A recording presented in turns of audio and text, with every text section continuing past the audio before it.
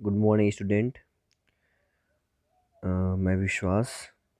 कल हम लोगों ने अनुच्छेद 51 या 51 क के बाद तक हमने मूल कर्तव्य तक की बात की थी। आगे का हम आज दो टॉपिक और पढ़ा देते हैं। एक टॉपिक है बाल अधिकार एवं संयुक्त राष्ट्र महासभा का प्रस्ताव, children's right and UN general assembly resolution, और उसके बाद शिक्षा का अधिकार, राइट ऑफ एजुकेशन, RET 2009। तो सबसे पहले बात करते हैं कल से क्लास के आगे कि 20 नवंबर आप यहाँ देखिए, आप स्क्रीनशॉट ले लीजिएगा। पहले मैं आपको दिखा दूँ। 20 नवंबर 1989 की बात है। नवासी में महासभा यूएनओ, अब आजकल उसको यूएन बोलते हैं, राष्ट्र संघ, संयुक्त राष्ट्र संघ में अब राष्ट्र संघ बोलते हैं, उसको यूएन बोलते हैं।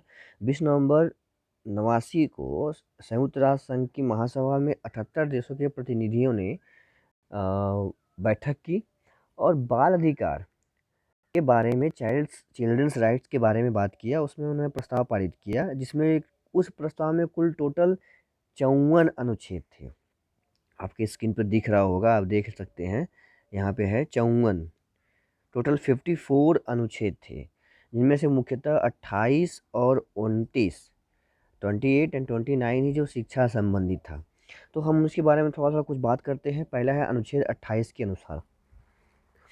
अनुच्छेद 28 के अनुसार क्या था कि प्राथमिक शिक्षा को अनिवार्य बनाकर सभी बच्चों को निःशुल्क उपलब्ध कराना। ठीक है, जो कि अभी हमारे यहाँ चल ही रहा है। प्राथमिक स्तर पे कक्षा 8 तक का निःशुल्क। सामान्य व व्यावसायिक शिक्षा सहित माध्यमिक शिक्षा के विभिन्न रूपों का विकास करना। माध्यमिक शिक्षा भी आप समझ रहे हैं, 6 से 10 तक, 6 से 8 तक। 9-10 इसलिए बोलते हैं, उत्तर माध्यमिक उसको बोलते हैं। बस यहाँ हम 8 तक की बात कर रहे हैं। क्षमता के आधार पर सभी के लिए उच्च शिक्षा सुलभ कराने के लिए है। देखिए यहाँ पे कुछ गड़बड़ है। कराने के लिए कहाँ पे है, यहाँ पे मिस टाइप हो गया है। के लिए सभी उपाय करना। ठीक है, इसको ठीक कर लीजिएगा। के लिए सभी उपाय करना। विद्यालयों में छात्रों की उपस्थिति सुनिश्चित करने के लिए बच्चों को दिए जाने वाला स्कूल छूट को कम करना। ठीक है, स्कूल छूट का मतलब कि आप दिनों दिन छुट्टी। अच्छा, बचपन की बातें याद आ रही हैं। एक ऐसा रोग होता था जिसमें डेली होता था, मैडम जी पेट दर्द कर रहा है, घर जा रहे हैं। मैडम जी कल हम नहीं आए, मेरा पेट दर्द कर रहा था। ठीक, खैर खैर कोई बात नहीं। तो इसको छूट कम करना।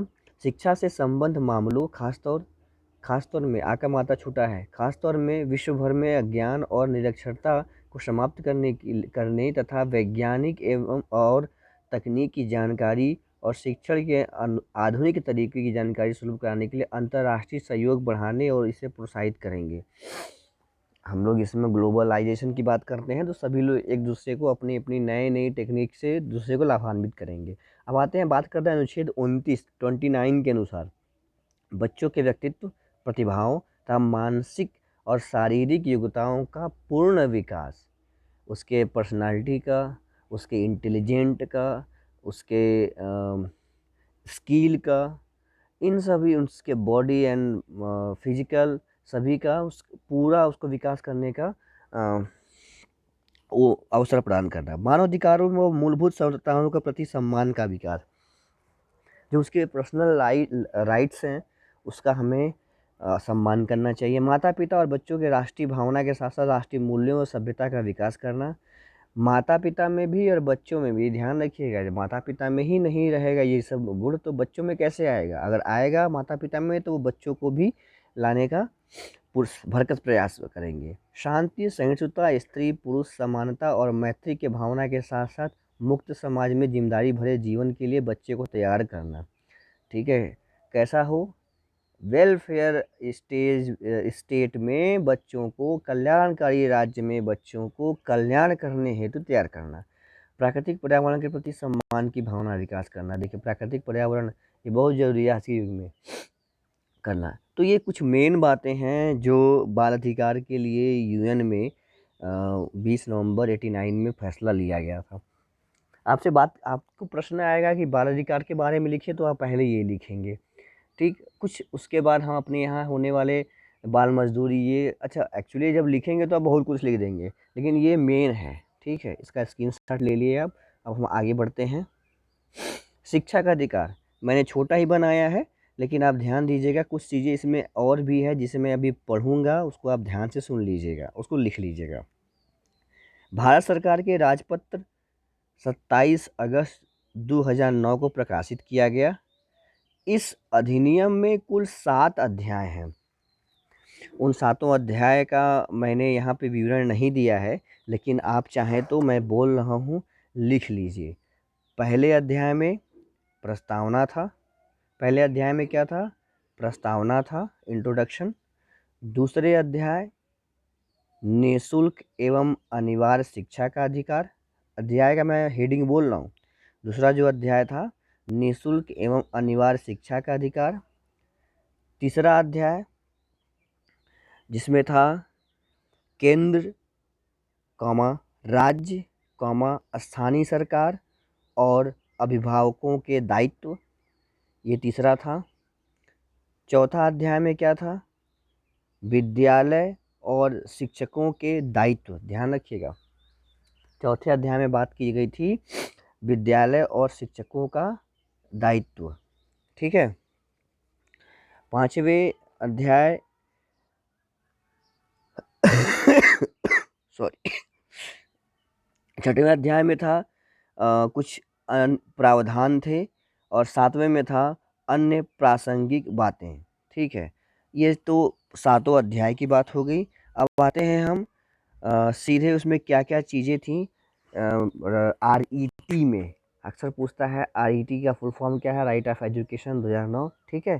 तो इसमें लिखिए, इसे बच्चों की निःशुल्क और अनिवार्य शिक्षा अधिनियम 2009 के नाम से भी जानते हैं। संसद द्वारा 6 से 14 वर्ष के बच्चों को निःशुल्क और अनिवार्य शिक्षा प्रदान करने हेतु पारित किया गया, संसद में पारित किया गया। जम्मू कश्मीर को छोड़कर संपूर्ण देश में लागू। देखिए ध्यान रखिएगा, जब यह 2009 में हुआ था तब जम्मू कश्मीर एक विशेष राज्य था जिसको 370 के तहत उसको 370 के तहत उसको विशेष अधिकार बोलिए या सम्मान बोलिए या जो भी बोलिए था। लेकिन अभी क्या हुआ कि वर्तमान में भारत में 28 राज्य हो गए हैं। पहले 29 थे, अब 28 राज्य हो गए हैं। और यहाँ आपका केंद्र शासित राज्य बढ़ गया, एक हो गया कश्मीर, दूसरा हो गया लद्दाख, ठीक है। तो 370 खत्म हो गया। अब अगला है कक्षा 1 से 8 तक के सभी बच्चों को निःशुल्क पाठ्य पुस्तकें, ठीक। अभी आप देखते हैं मेरे प्राइमरी स्कूल में मिलता ही है, आप लोग इंटर्नशिप में गए होंगे, देखा होगा आपने उन्हें। प्राथमिक विद्यालयों से बच्चों को पूर्व निर्धारित मेन्यू का पका पकाया मिड डे मील, ठीक है। गुणवत्तापूर्ण शिक्षा के लिए प्रत्येक विद्यालय के शिक्षकों व 2 शिक्षा मित्रों की तैनाती। मतलब कम से कम विद्यालय में 1 या 2 शिक्षक होंगे और 2 शिक्षा मित्र होंगे जिससे कि पढ़ाई हो सके। फिर विद्यालय के प्रबंध में ग्राम शिक्षा समिति के माध्यम से जनप्रतिनिधियों और अभिभावकों की सहमति। इसमें ये ध्यान रखिएगा कि इसमें गांव की समिति, जैसे अभी शिक्षा प्रेरक और भी होते हैं, शिक्षा प्रेरक हैं, प्रधान हैं, ऐसी समितियां बनती हैं, उनका इसमें प्रतिनिधित्व होना, और कुछ अभिभावकों में से कोई 1-2 अभिभावक जो होता है उसका सदस्य होता है, तो होना ज़रूरी है, ठीक है। इन सब यही सब इसमें है, और आपके पेपर में 1 या 2 नंबर में आएगा, उसके लिए काफ़ी है।